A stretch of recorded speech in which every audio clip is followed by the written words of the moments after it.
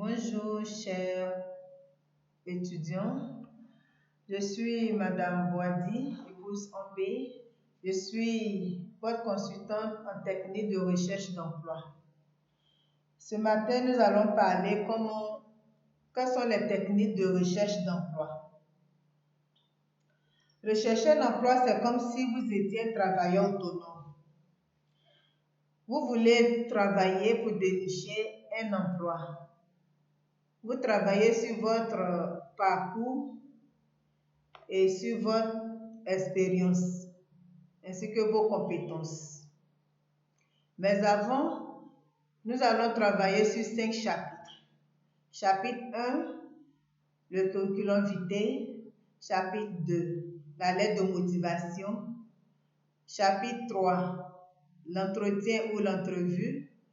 Chapitre 4, le réseautage. L'objectif, c'est apprendre à délimiter son projet professionnel et adapter ses outils de recherche pour atteindre son objectif de trouver un emploi. Enseignant clairement ce que vous voulez par un processus de réflexion et de recherche. Il faut dire que le marché de l'emploi concerne 2 parties. Il y a le marché visible et le marché invisible. Le marché visible qui correspond à 10% du marché de l'emploi, c'est-à-dire les réseaux sociaux, l'Internet, les radios, la télévision et autres. Et le marché invisible,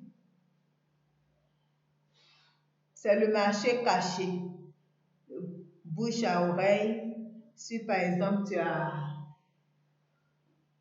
une connaissance dans une entreprise, il te dit il y a un recrutement dans sa société et tu postules. Ça, c'est le marché visible. Nous allons parler du curriculum vitae.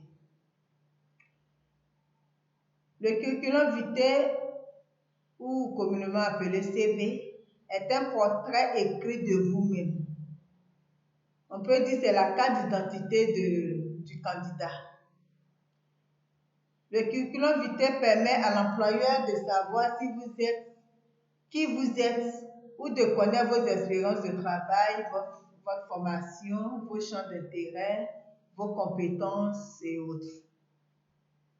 L'objectif d'un CV est d'attirer l'attention de l'employeur sur votre candidature afin de décrocher un entretien d'embauche. Le CV résume votre parcours professionnel. Nous allons voir un peu la présentation de votre CV. Elle est très importante, cette présentation. Le CV est un document qui se découpe en 5 parties. Il y a l'entête, les compétences, les expériences, le parcours professionnel et le bas de page, c'est-à-dire les centres d'intérêt et autres. Lorsque vous êtes à la recherche d'un emploi, c'est comme si vous étiez un travailleur autonome. Le CV représente aujourd'hui le moyen le plus utilisé pour poser sa candidature et se faire connaître auprès des employeurs. Et toutefois, cette image doit être fidèle et réaliste, c'est-à-dire toutes les informations doivent être visibles. La rédaction du CV ne serait pas un exercice mécanique. Sa rédaction découle d'une réflexion et exige du temps. Le CV est un outil stratégique de communication dont le premier objectif est d'obtenir un entretien ou une entrevue. C'est l'objectif de CV. Le CV doit être votre portrait, comme je l'ai dit tantôt. Il doit évoluer au même rythme que vous. Chaque jour, vous devez actualiser votre CV. Il doit également décrire à votre juste valeur Il doit inciter le destinataire à vous rencontrer ou à vous considérer comme un emploi éventuel. Les différents types d'un bon CV. Il y a l'entête. Bon, la photo n'est pas obligatoire, mais les informations personnelles, c'est-à-dire votre civilité, le nom et autres. Les compétences. Après l'entête, c'est les compétences. Pourquoi mettons-nous les compétences sur un CV? Chaque recruteur recherche un bon profil. Un profil est un exemple de savoir-faire, savoir-être. Si nous pouvons montrer le savoir et le savoir-faire, en revanche, le savoir-être sera démontré dans la lettre de motivation. Par exemple, je suis un futur chef de projet. Je suis un futur directeur, par exemple, directeur des opérations et autres. Les expériences professionnelles, le titre du poste, l'entreprise et les dates de début et de fin de cet emploi. Vous commencez toujours par les expériences la plus récente à la plus ancienne. En paragraphe, la liste des tâches effectuées lors de cet emploi. Il faut spécifier les emplois. Si possible, mettre les références. Définissez les emplois, quelques emplois qui sont quand même pertinents.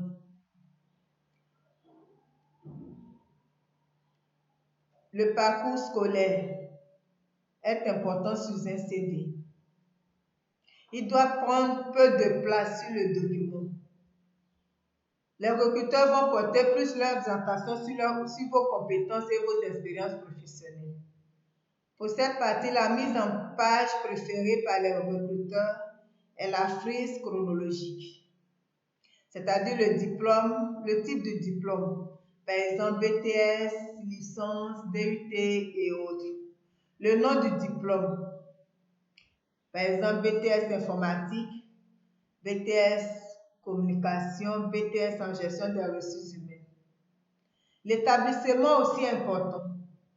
Car si votre profil est bon, vous ferez de la publicité pour votre établissement et les futurs stagiaires ou employés. Le bas de page, c'est la dernière page de votre CV. Vous allez y renseigner votre niveau linguistique. Utilisez des expressions simples, écrit et parlé, scolaire, bilingue. Un conseil pour le bas de page. Si vous faites du sport, n'hésitez pas à le renseigner avec la préférence des pratiques. Les recruteurs aiment savoir que si vous êtes stressé avec votre travail, vous pouvez vous défouler après votre journée. Ce qui est important, les recruteurs apprécient souvent une petite phrase en bas de votre CV qui rappelle vos coordonnées. Par exemple, si vous êtes intéressé par un profil de responsable comptable, contactez-moi à, c'est-à-dire les références.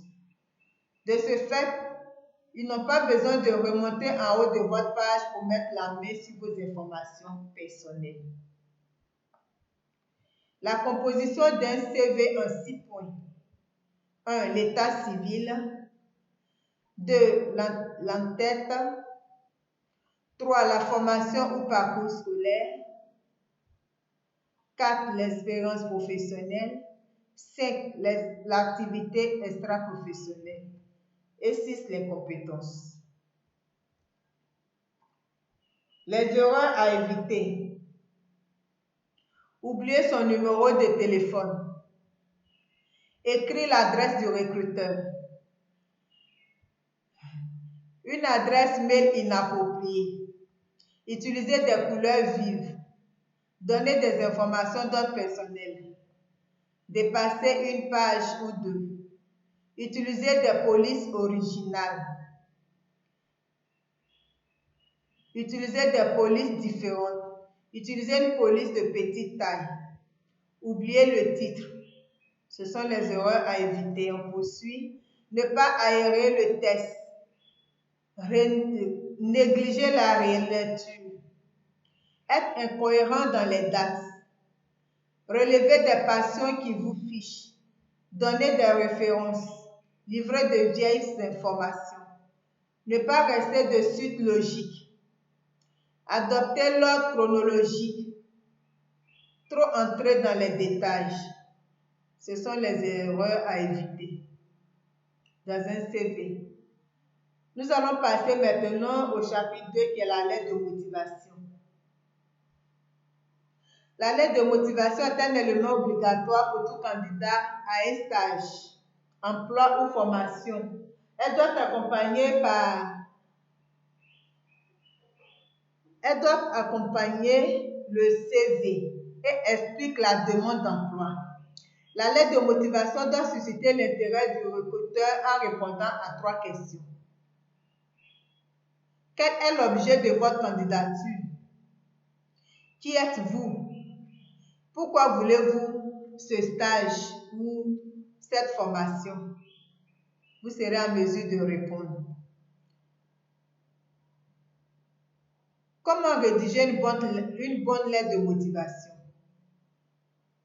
L'originalité constituée des phrases courtes. Nous voyons dans nos recrutements les candidats qui font une seule phrase. Vraiment, ce n'est pas agréable. Évitez les phrases longues afin d'adopter un style clair et direct. Au plus, une page maximum pour la lettre de motivation. Un même CV peut être envoyé à plusieurs entreprises différentes, mais une lettre de motivation doit être toujours unique et spécifique à l'offre et l'entreprise ou institut visé. Ne sélectionnez que des informations vous concernant et susceptibles d'intéresser le recruteur. Manuscrit. La règle imposant une lettre de motivation manuscrite semble dépasser face à l'ampleur du développement du processus de recrutement via Internet. Cependant, si vous avez la possibilité d'envoyer par la poste votre candidature, peut-être qu'une version manuscrite de votre lettre de motivation vous permettra de vous démarquer des autres candidatures. Il faut noter qu'un dernier conseil. Faites relire votre lettre de motivation à vos proches et relisez-les en tête reposée. Votre lettre de motivation doit être parfaite sur le fond et sur la forme. Nous voyons qu'il y a beaucoup de fautes d'orthographe, de grammaire sur les lettres de motivation. Donc, remettez votre lettre de motivation à un parent ou à des amis. Les règles générales. Une page, pas plus. Aucune faute d'orthographe. La transparence. Tâchez de vous vendre, mais ne soyez pas hypocrite. La clarté. Allez droit au but dans votre lettre. Inutile de paraphraser pour faire une lettre un peu plus longue. Pertinence et personnalisation. Montrez que vous connaissez l'entreprise, le domaine d'action. Faites preuve d'originalité dans votre lettre de motivation afin de vous tâcher de la masse. L'impact de votre lettre sera plus important, mais sans dépasser les limites. Motiver et accrocher le lecteur. Votre lettre doit être positive et doit motiver le recruteur à vous rencontrer. La proposition de rendez-vous. À la fin du développement, vous devez toujours proposer un rendez-vous afin de préciser votre profil à l'employeur. C'est obligatoire cette mention. La demande doit être une supplique ni un ordre, mais le déroulement logique de l'adéquation de votre profil et de l'offre. Trouvez une formule dynamique qui vous corresponde bien. Exemple, je souhaite vous rencontrer pour donner de vive voix toutes les indications souhaitées. Ou bien, je serai heureux ou heureuse de vous donner plus de détails lors d'un prochain entretien. Les formules de politesse à connaître, soyez simple et direct. Je vous prie d'agréer. Je vous prie d'agréer, madame, monsieur, bas monsieur, l'expression de ma considération distinguée. Je vous prie de croire, madame, à ma considération distinguée, etc. Et la signature, toujours à droite, faites utiliser vos prénoms et noms. Les petits plus à connaître. Évitez les phrases trop longues. Ne soyez pas vantard. Ne soyez pas misérable. Servi d'un ordinateur, votre lettre sera plus facile à lire. Faites preuve d'originalité, sans agressivité ni arrogance. Relis attentivement votre lettre avant de l'envoyer. Une lettre envoyée par la poste ou déposée, même tapée, doit être signée. Ne déposez pas votre lettre de motivation sans la signature. Erreur souvent commise à éviter. On dit je réponds à votre offre. Je dis non. On sollicite des informations complémentaires. On ne dit pas veuillez accepter madame, mais respectueux hommage. Vérifiez si vous vous adressez à une dame ou un monsieur et adaptez votre lettre en fonction. N'oubliez pas, votre lettre n'a qu'un objectif, obtenir un entretien. Elle est de préférence manuscrite. Elle doit envoyer en mention, si possible, le nom et la fonction de la personne susceptible de vous recevoir.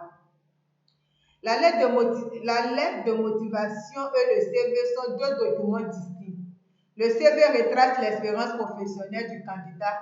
La lettre de motivation exprime sa personnalité et sa motivation. Nous allons passer maintenant à l'entretien.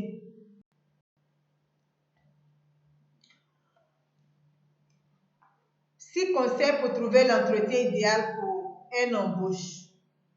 Soigner sa tenue vestimentaire pour un entretien n'est pas la première chose à laquelle on pense et pourtant c'est une étape nécessaire.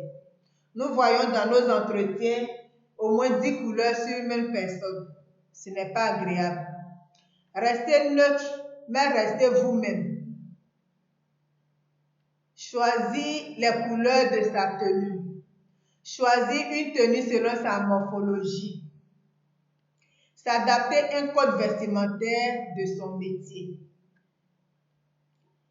Ce qu'il faut savoir, les vêtements froissés, c'est un signe de négligence. Les accessoires imposants, un maquillage voyant, des vêtements sexy. Ne venez pas sans sac ni stylo. Nous voyons dans nos recrutements les candidats qui viennent sans sac, ni stylo, ni feuille, même leur CV. C'est impossible. 8 conseils pour réussir son entretien d'embauche. Tournez 7 fois la langue dans sa bouche avant de parler. La forme, c'est le fond qui remonte à la surface. Votre CV en béton, oui. Votre parcours professionnel colle parfaitement à l'annonce à laquelle vous postulez. Et pourtant, le jour de l'entretien, vous n'arrivez pas à convaincre le recruteur. Victime d'un mauvais dress code. Une tenue adaptée ou un entretien est cependant un prérequis entendu du recruteur. Soyez inflexible avec la ponctualité. De là de discourir spontanément. Parlez-moi de vous, de votre ancienne entreprise. Au revoir et merci. Question posée lors d'un entretien d'embauche. Exemple, parlez-moi de vous. Pouvez-vous me parler d'une expérience professionnelle? Pourquoi avez-vous choisi cette formation? Regrettez-vous ce choix? Aimez-vous le travail en équipe? Savez-vous dire non? Etc., etc. Nous allons passer maintenant au réseautage qui constitue la dernière partie de notre technique de recherche d'emploi. Le réseautage, c'est comment les entreprises. Comment accéder aux annonces? Tout à l'heure, je vous ai dit que le marché visible représente 10% et le marché invisible 90%.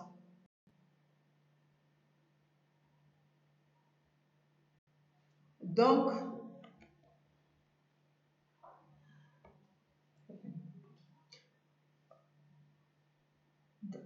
le marché visible, qui est l'Internet, les réseaux sociaux, ce que nous savons. Maintenant, vous allez comprendre comment rechercher la demande, les techniques, comment vous connaissez maintenant les techniques de recherche d'emploi. Soyez vous-même, ne paniquez pas parce que l'employeur, c'est vous-même, c'est un être humain qui est devant vous. Sachez faire.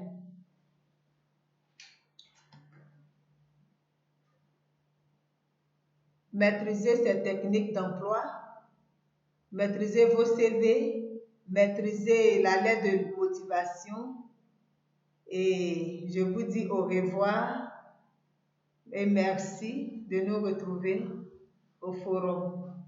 Merci beaucoup et à très bientôt pour vos questions.